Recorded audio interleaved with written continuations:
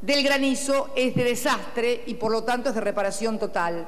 El seguro contra sequía es por la diferencial de pérdida en el rendimiento. Al no tomarlo, la prima es muy cara porque no hay posibilidad de extender y diversificar el riesgo.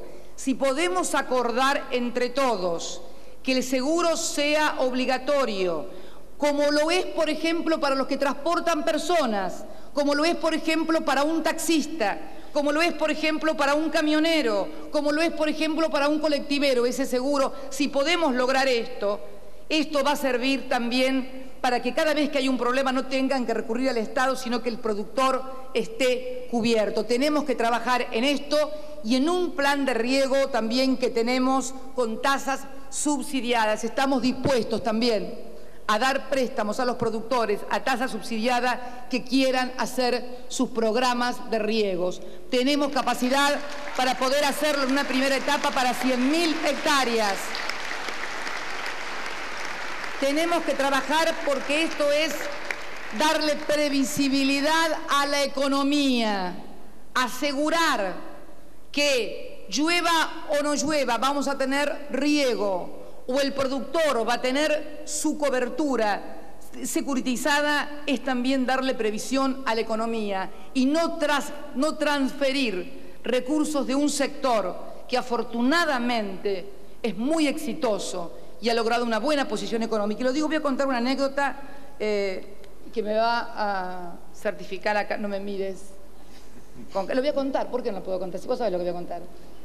En una oportunidad que fuimos juntos a visitar a una organización, a una asociación muy conocida de productores, no de los grandes, de pequeños y medianos productores, me ofrecieron, si el Estado necesitaba dinero, que podían hacerme un préstamo de hasta 6.000 millones de dólares con la garantía de la soja que estaba acopiada. No estoy hablando de esta cosecha. Bueno, cuando le pregunté un poco la tasa, porque yo obviamente, ¿qué hice? Como buena administradora, o más o menos, regular o mala, como quien quieran, le pregunté a qué tasa. Bueno, me habló que podríamos hablar de los derechos de exportación. Me pareció que 35% a dólar era un poquito cara, así que lo dejé en la agenda.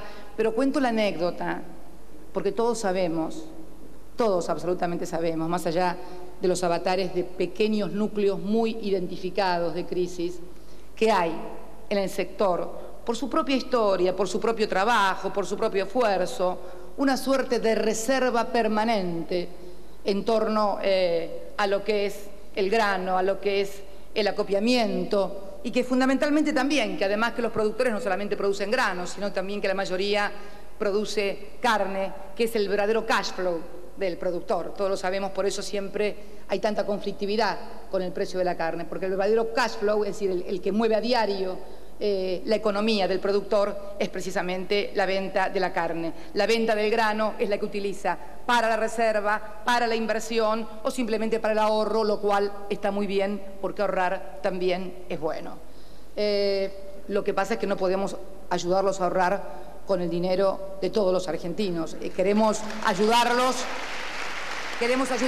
y lo vamos a hacer porque hemos tenido un ministro de Agricultura y Ganadería y tenemos actualmente un ministro de Ganadería y Agricultura de muy buen diálogo con todos los sectores y yo creo sinceramente que con todo lo que nos pasó hemos aprendido que enfrentados no hemos logrado nada. Enfrentados los únicos que ganaron en aquella oportunidad fueron 5, 7, 10 grandes firmas que se quedaron con todo y se la llevaron toda. Por eso tenemos que aprender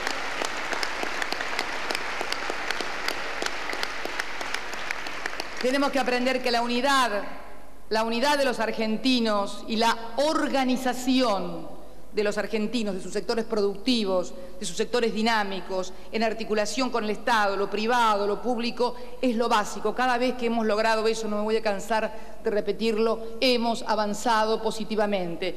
Los trabajadores, los empresarios, el Estado, teniendo en cuenta que además todos somos usuarios y consumidores, porque también tenemos que aprender que aquella Argentina en la cual solamente estaba el trabajador, el empresario y el Estado, hoy tienen una nueva categoría de ciudadanos que también son al mismo tiempo trabajadores, son al mismo tiempo productores, son al mismo tiempo empresarios y son los usuarios y consumidores. Por eso todo tiene que tener un equilibrio armónico para que el país pueda seguir funcionando como lo viene haciendo hasta ahora. Y créanme que no es fácil, pero se puede hacer.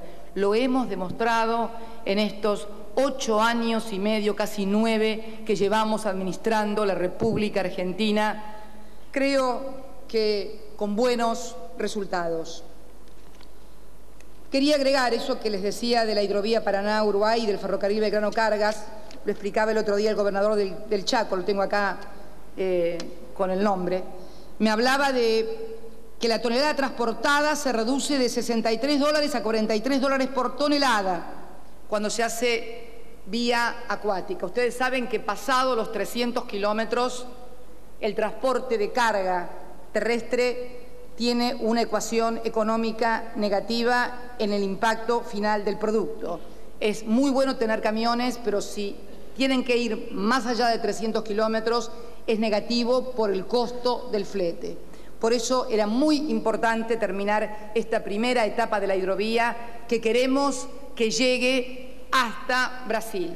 Para eso también, ya que está balizada, señalizada y con seguridad, los grandes convoyes de barcazas de A5 y 8 que lo van a transitar van a comenzar a tener que pagar peaje para que podamos seguir invirtiendo y poder haciendo cada vez más para llegar hasta el Brasil. Además, porque obviamente se fijará una tarifa que no afecte la productividad ni la competitividad de nuestra economía. En infraestructura que ha sido una de las claves, 4 o 5 puntos de crecimiento del Producto Bruto Interno por año se ha debido a la formidable inversión en materia de obra pública, de servicios que se han realizado y que le doy cifras para que tengan. En el año sumado la Secretaría de Obras Públicas, que comprende obras viales, viviendas, saneamiento, obras hídricas, infraestructura, todo esto está en este detallado, la cantidad de escuelas.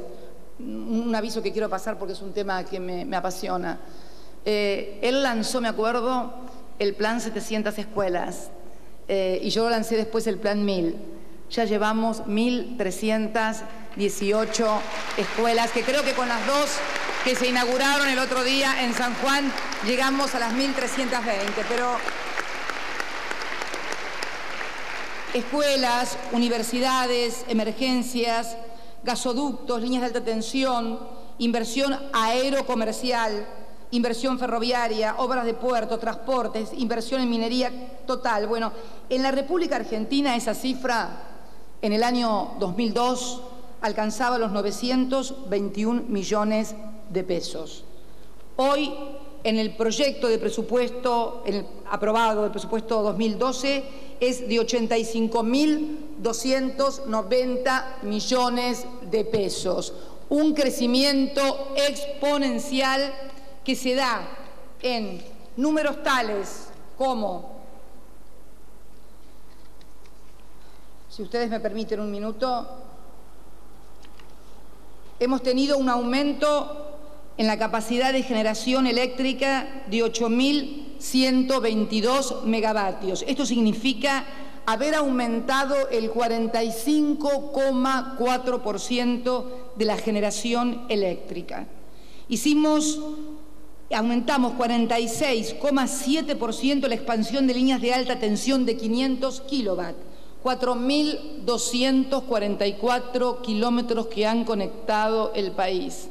Líneas de alta tensión, línea NEA-NOA, línea entre San Juan y Mendoza, línea Neuquén, Cuyo, el extendido que hemos comenzado en toda la Patagonia, que comenzó en Choel, pasó por Puerto Madryn, llegó a Pico Truncado y está llegando a Río Gallegos, a la punta de la Argentina continental, a solo 760 kilómetros de nuestras Islas Malvinas, que no estábamos conectados con el sistema interconectado de electricidad.